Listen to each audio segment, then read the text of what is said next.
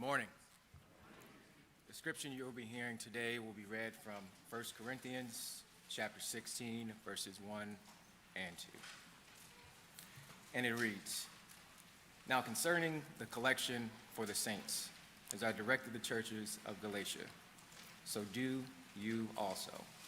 On the first day of every week, each one of you has set something aside, saving whatever he has prospered, so that no collection be made when I come."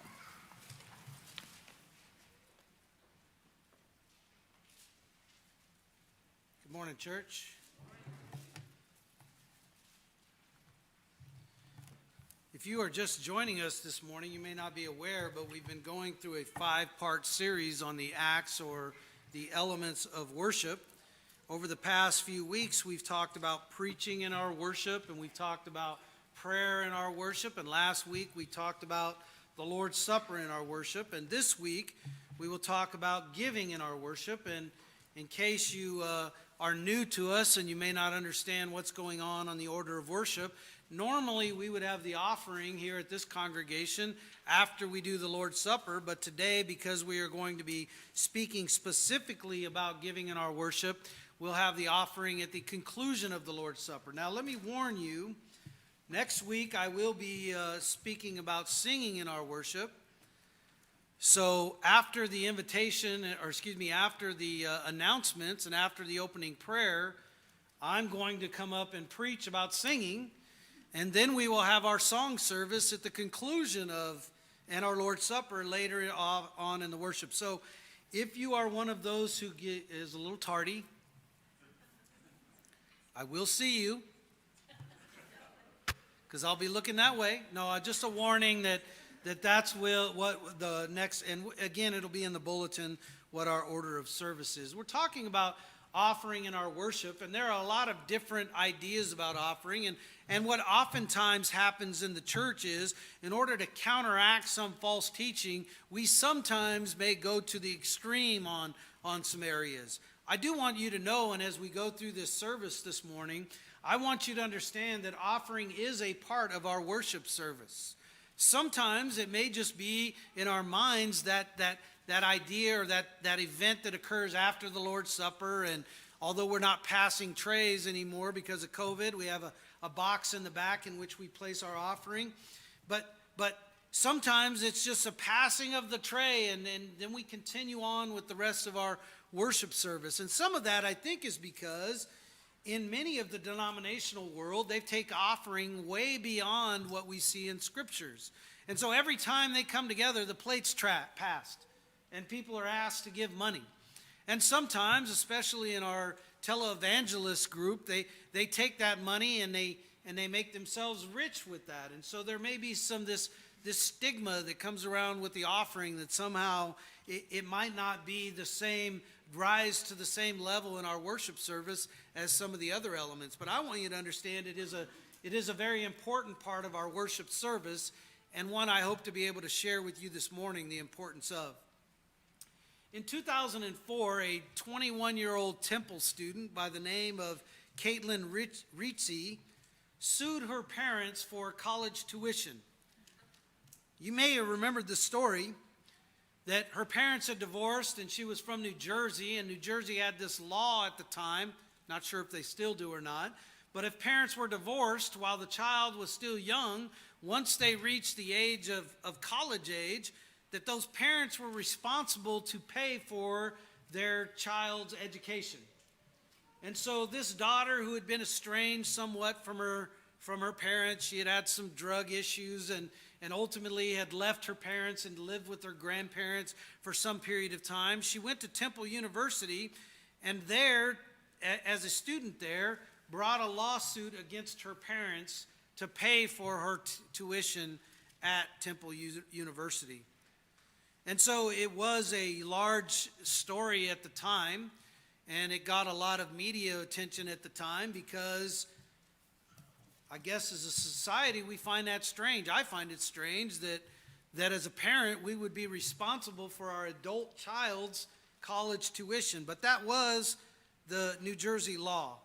And maybe like me, you find that to be a little bit absurd, that a child, a 21-year-old adult, would be able to sue her parents to pay for her tuition. This child ought to have appreciated the things the parent did for them. And I don't know all the details about her life growing up, but just in general, children ought to be able to or ought to appreciate the things that their parents do for them. This is just not part of our lesson, but just a side point for our kids. And maybe if you're even adult children, sometimes we look to our parents and we find all the faults that they had when we were growing up, or maybe as we're growing up. Let me encourage you to, rather than focus on the faults, because we all have them, you focus on the things that your parents have done for you. And maybe appreciate those things. Jesus faced some ungratefulness in Luke chapter 17. You may recall that account where 10 lepers are walking by and they yell out to Jesus to have mercy on him. They say, "Jesus, Master, have mercy on us." So Jesus tells them to go before the priest and they'll be healed. And so they do that. And ultimately, while they were there or on their way there, they are healed. And then there's one of those 10 that comes back and thanks Jesus for what he has done. In fact, he fell at his feet and he gave thanks.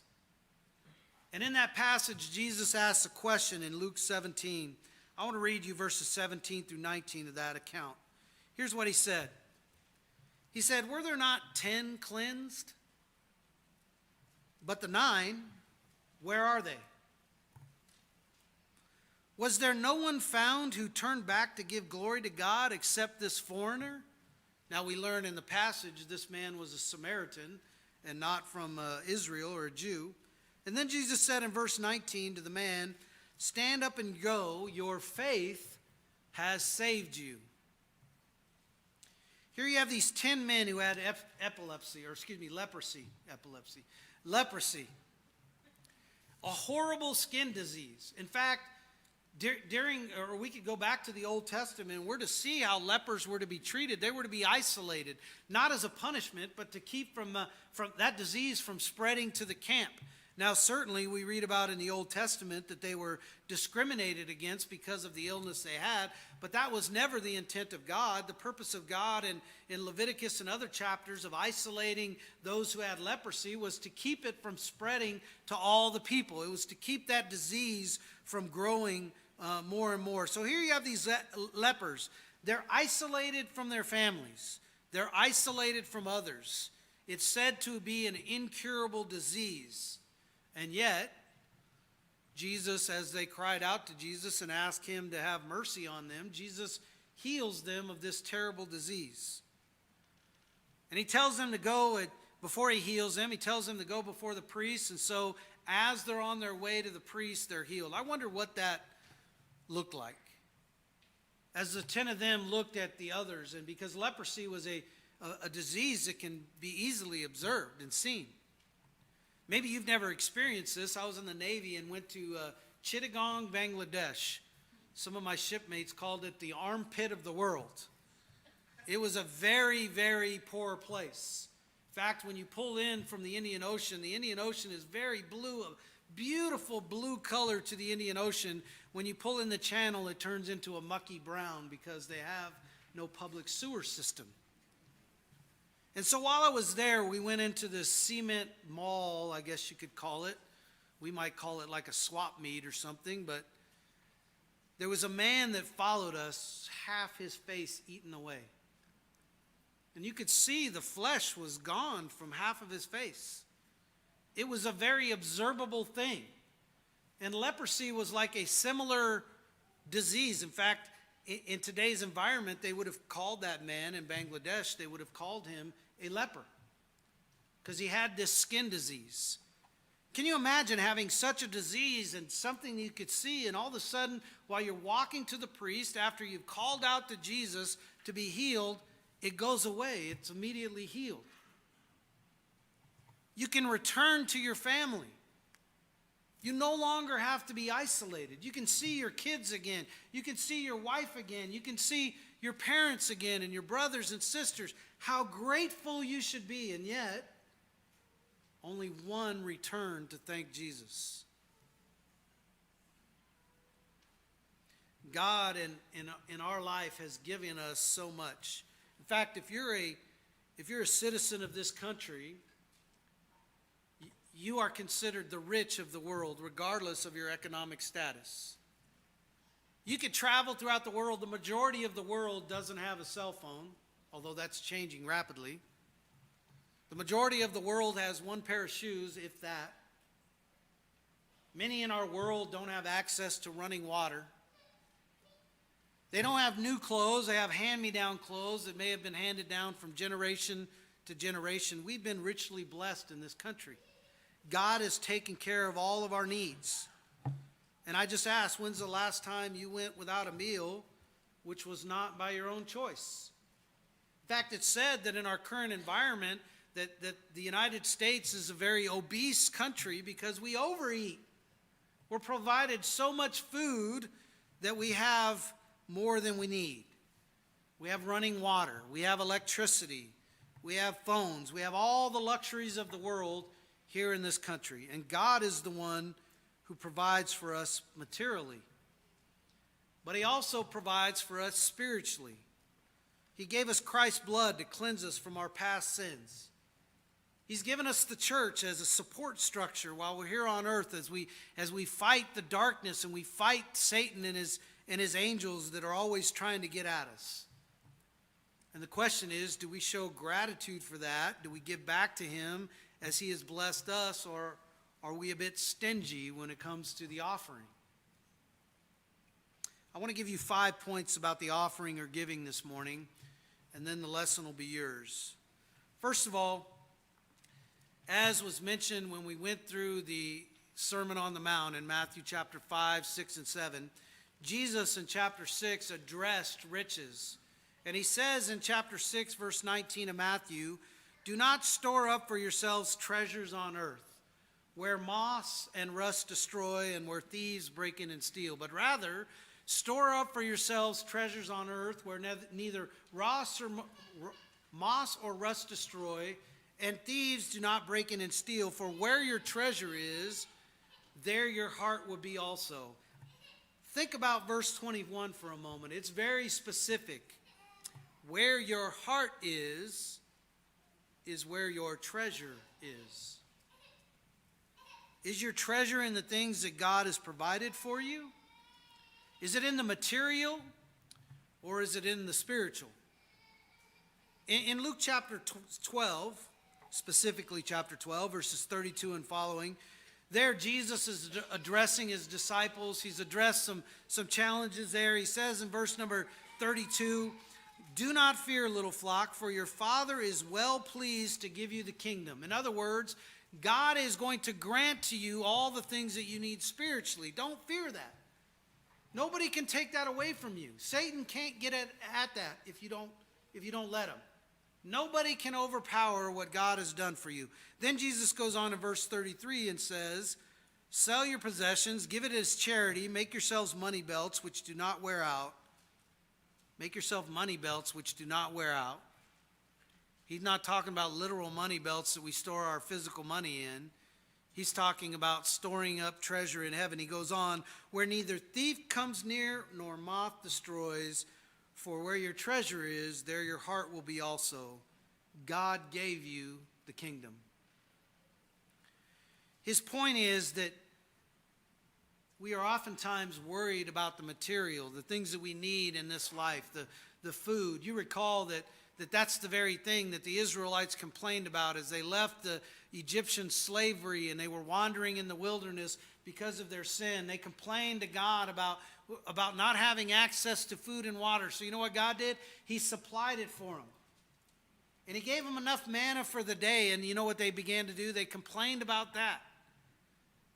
It didn't matter what God provided, they complained. But understand Jesus' point, not only does God provide materially, more importantly, he provides for us spiritually. And so give back to God, and you will benefit from your giving. Store up treasures that will last throughout eternity. Moss and rust will not destroy. And I'm convinced when Jesus returns, you will not regret one penny that you gave to the kingdom. I'm convinced. However, I don't believe the opposite is true. Because there may be a day you stand before the judge, our Lord and Savior Jesus Christ, and regret that you did not give the way you should. And so give and store up treasures in heaven rather than treasures on earth. Secondly, when we give, we're giving back to God. We're giving back to God. James chapter 1, James addresses some things about what we have materially. Listen to what he says in James chapter 1 and verse number 17. James writes this, "Every good thing given and every perfect gift is from above, coming down from the Father of lights, with whom there is no variation or shifting shadow." Now, I want to talk a little bit about that variation and shifting shadow, because what James is saying is there's nothing to stop God from accomplishing what he needs to accomplish in your life, giving you the things that you need, providing for your needs. In fact, nothing is going to prevent him from doing that. It's not like a shadow that might change as the sun moves and as objects block it. It's not like the variations that occurs in humanity, where we might provide a source for somebody for a certain period of time, but then we may stop. God's not that way. And James makes the point that every good gift and every perfect gift that we have comes from God. He provides all of those things. We oftentimes spend, as humans, and I don't know if this is human nature or just part of our culture as Americans or what, but we oftentimes spend all of our time thinking about the things we don't have, the things God hasn't provided for us. Imagine if we use that time thinking and spending our time about the things he has provided for us. Jacob understood this, and after receiving his father's blessing and obtaining his brother's birthright, he went to the city of Bethel. Here's what's said in Genesis 28, verses 20 through 22, after receiving that. It said, "Jacob made a vow, saying, 'If God will be with me and will keep me on this journey on which I am going, and will give me food to eat and garments to wear, and I will return to my father's house in peace, then Yahweh, the Lord, will be my God. Now this stone which I have set up as a pillar will be God's house. And of all that you give me, I will surely give a tenth to you.'"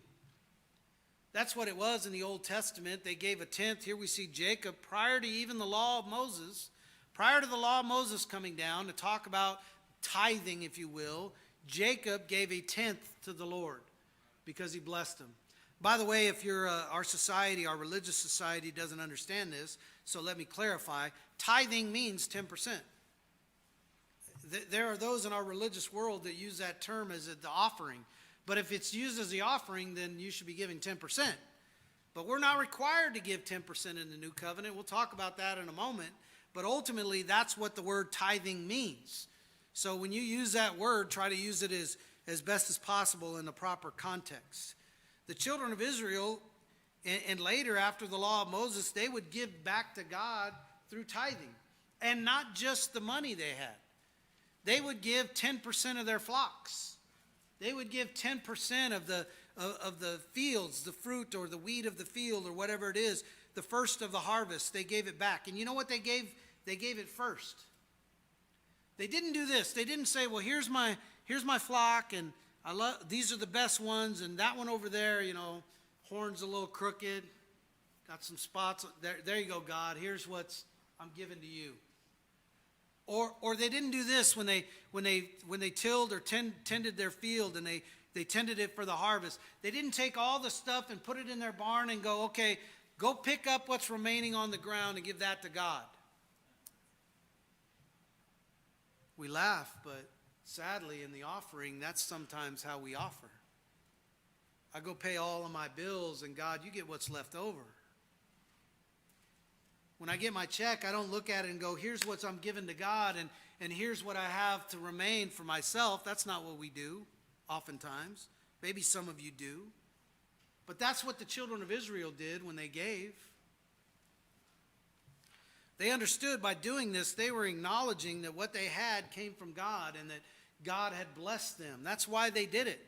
They understood that the flocks that they had, those came from God, and so they gave him the best of the flocks. They understood that the harvest they had, that came from God, and so they gave him the first of the harvest, the best, not what was left over. Give God first and not the leftovers. Giving back to God as he has blessed us.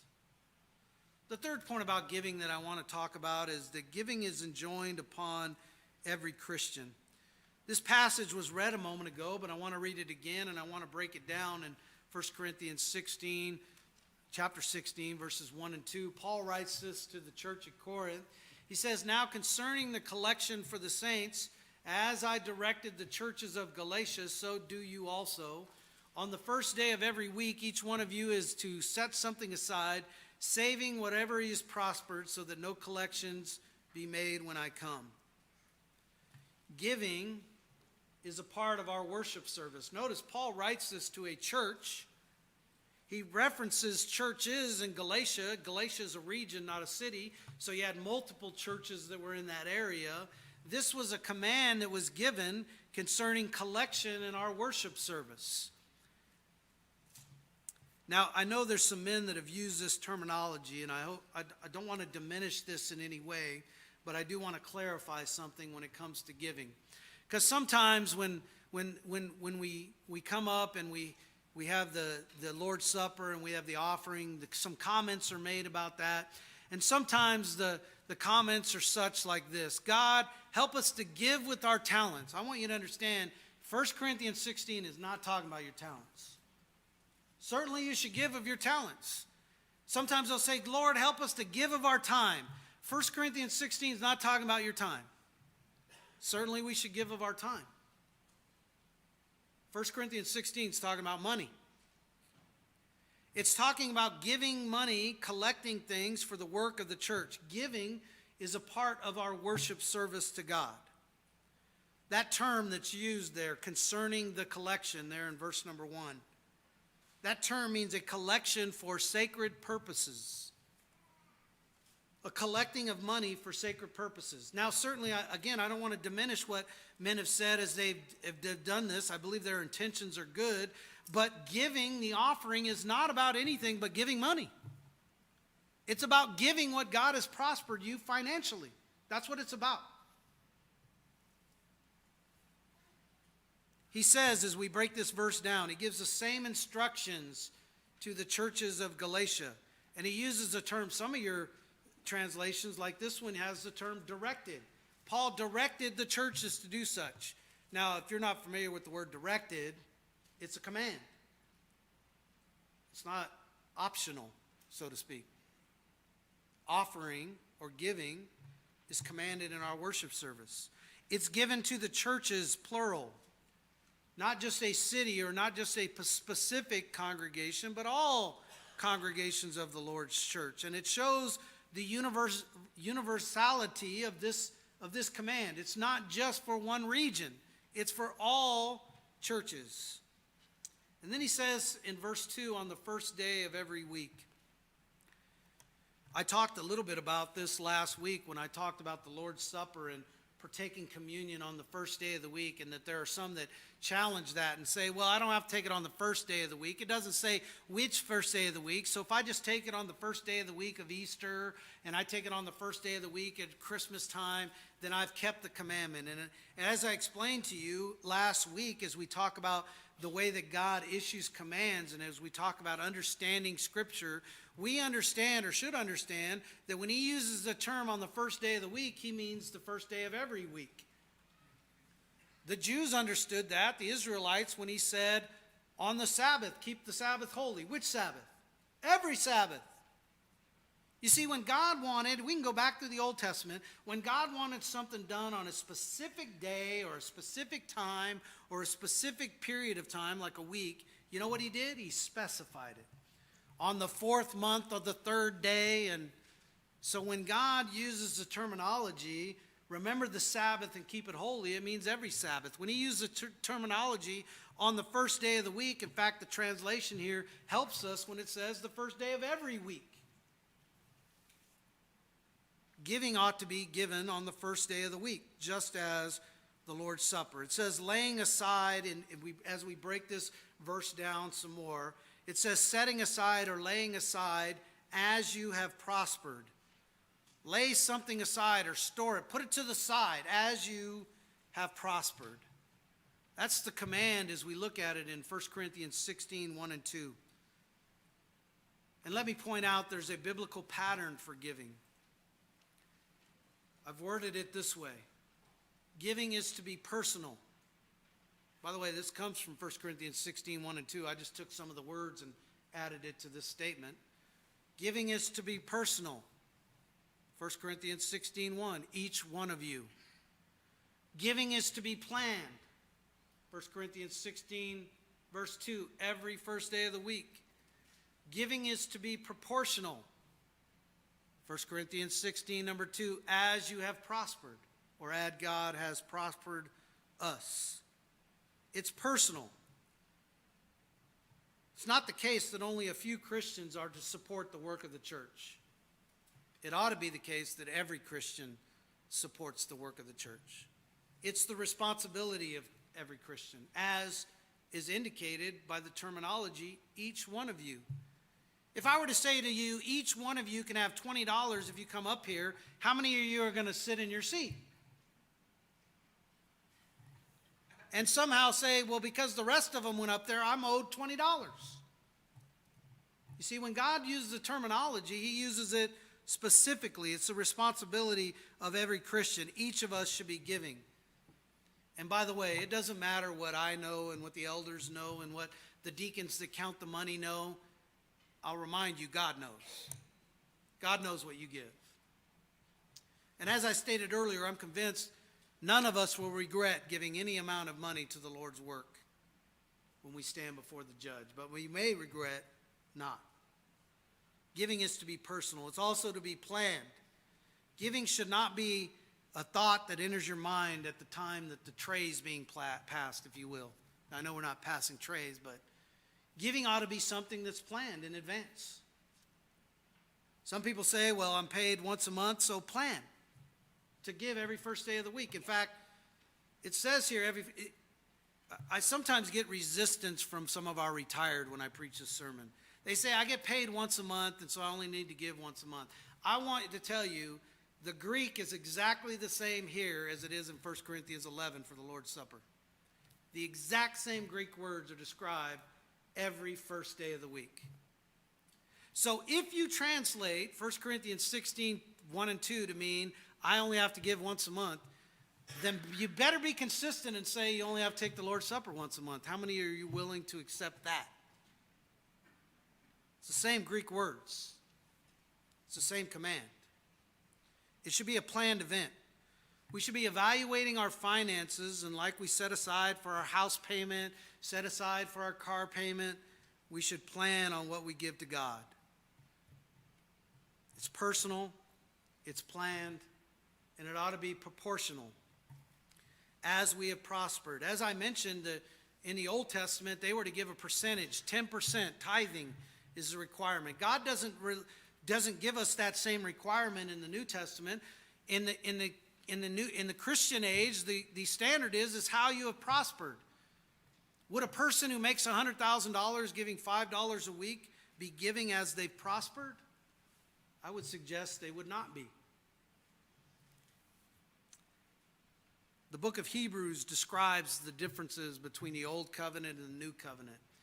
In fact, the Hebrew writer compares some of the things related to what happens in the Old Covenant and what happens in the New Covenant. And he uses the term better several times. He says, we have a better covenant, meaning the New Covenant is a better covenant than the Old Covenant. We have better promises, meaning the things that were promised are better than what they were promised in the Old Covenant. So if we have better promises and we have a better covenant, should we give less than what they gave in the New Covenant? In the Old Covenant. They were to give 10%. Now God has not regulated a percentage in the New Covenant. Please don't hear me say that. But if we're going to demonstrate, like the one leper that returned to God, and we're going to demonstrate thankfulness, if we've been blessed with a better covenant on better promises, with a better high priest, ought we not to give better than they did under the old? Something to consider. Lastly, the purpose of giving. The purpose of giving. That money just doesn't go into a hole somewhere. The church uses that money. Benevolence costs money. When we give out gift baskets and when we buy certain things related to giving things away. In fact, if you're a visitor this morning, some of our ladies have put together a little gift package for you on your way out, and they'll hand it to you as you go out. Those things all cost money. Feeding those in need costs money. The work of the church, we are to, as Christians, as a church, we're to use some of the finances for benevolence purposes, to help those that are in need. That's part of the reason why the church exists. Helping widows and orphans, as James would talk about, that costs money. Spreading the gospel costs money. Think about all the materials that we use and print out, all of those bulletins that none of you read. I saw a shirt on Facebook. It said, I don't know if you saw it or not, it's popular right now. It says, "That's been in the bulletin for the last 2 weeks." Right? Carol's shaking her head, I'm sure. Yeah. It's been in the bulletin. Read the bulletin. Side note. The Bibles, the songbooks, the reading material, those tracts that we have on the right side as you walk out, the preacher, the missions that we support, the different things in which we're supporting groups, all of that costs money. It's not free, and it ought not to be the case that a few Christians at the Bright Angel Church of Christ are supporting those works. Because if you're a member of the church, these are works of the church, and let each one of you give as you have prospered. The comforts of worship cost money. The fact that we have a building, the electricity, the lights, the auditorium, the heating, the cooling, which, just for the record, yes, I have control of that. I don't change it, so see somebody else, for the record. The bills we pay, all the things that Carol takes care of during the week that she has to deal, all of that costs money. It's not free, but it all supports the work of the church and the comforts that we have in our worship. So when we give, we're helping to support those very things. In conclusion, giving is a part of our worship. It's an offering to God. It's a way to say thank you for what you've done for us. Just like the one leper who returned to Christ, thanking him, and the 9 that did not. And so if you're not giving, let me ask you a question. Why are you not giving? Have you not prospered? Has God not prospered you? Do you not support the work of the church? Do you not support the things that we're doing as a congregation? Is it because you worked hard for your money and it's yours? Well, let me share with you a little account. I almost said story. I hate that term when it comes to Bible passages because it's really not a story. It's an account. It's something that actually happened. Let me share with you an account that Jesus gave in a parable in Luke chapter 12. He tells this parable. He says, the land of a rich man was very productive. God had blessed him. He had the things that he needed, the rain or whatever it was to provide for those things. God had blessed him. And then at 17 he says, and he began reasoning to myself. Listen to all the personal pronouns. I've underlined them for you and bolded them. Listen to all his personal pronouns. What shall I do since I have no place to store my crops? Then he said, this is what I will do. I will tear down my barns and I will build larger ones. And there I will store all my grain and all my goods. And I will say to my soul, soul, you have many goods laid up for you for many years to come. Take ease, eat, drink, and be merry. But God said to him, you fool, this very night your soul is required of you, and now who will own what you have prepared?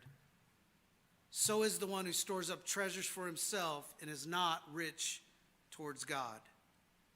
In this little parable, Jesus summarizes where our mind ought to be when it comes to the offering. We oftentimes think about storing up for our retirement. Lorenzo has a list of honeydews I know he's going to be getting to soon. Joyce, they'll be done, I'm sure.